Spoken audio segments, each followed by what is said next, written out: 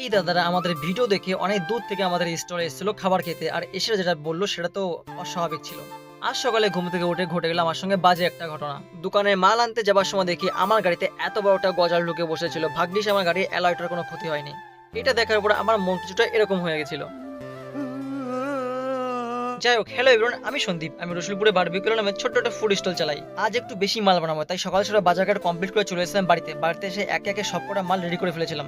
তারপর লেগে পড়লো আমাদের নতুন আইটেম চিজ কুরকুরে মোমো বানাতে, আর এটা কিন্তু প্রত্যেকটা কাস্টমারের মন জয় করে নিয়েছে। তাই আপনারা আসলে ট্রাই করে দেখুন আমাদের এই খাবারটা। আর দোকানে আসার মাত্র একটা দাদা চলে এসেছিল আমাদের চিকেন চিজ কুরকুরে মোমো খেতে। তারপরে কটা কাবাবের অর্ডার এলো, আর একে একে আমাদের মোমোর অর্ডার আজকে এসে যাচ্ছিল। তারপর এলো আর একটা দাদা, যে দাদা একটা স্টিম মোমো একটা কুরকুরে মোমো পার্সেল করে নিয়ে গেল। তার কিছু সময় পরে আরো দুটো দাদা এলো, তারা আমাদের দোকানে যতগুলো আইটেম ছিল সব করে একটা একটা করে টেস্ট করেছিল। তারপরে এই দুটো দাদা এলো, আর তার সঙ্গে সঙ্গে এই চারটে দাদা এলো, আর এসে টোটাল 6টা মোমোর অর্ডার দিয়ে দিল। আর এই দাদারা তো খেয়ে বললো, ভাই খুব সুন্দর হয়েছে তোমাদের মোমোগুলো। এটা শোনার পর তো আমার মন আনন্দে ডান্স করছিল। আর সকলকে জানাই অসংখ্য ধন্যবাদ আমাদেরকে এত সাপোর্ট করার জন্য।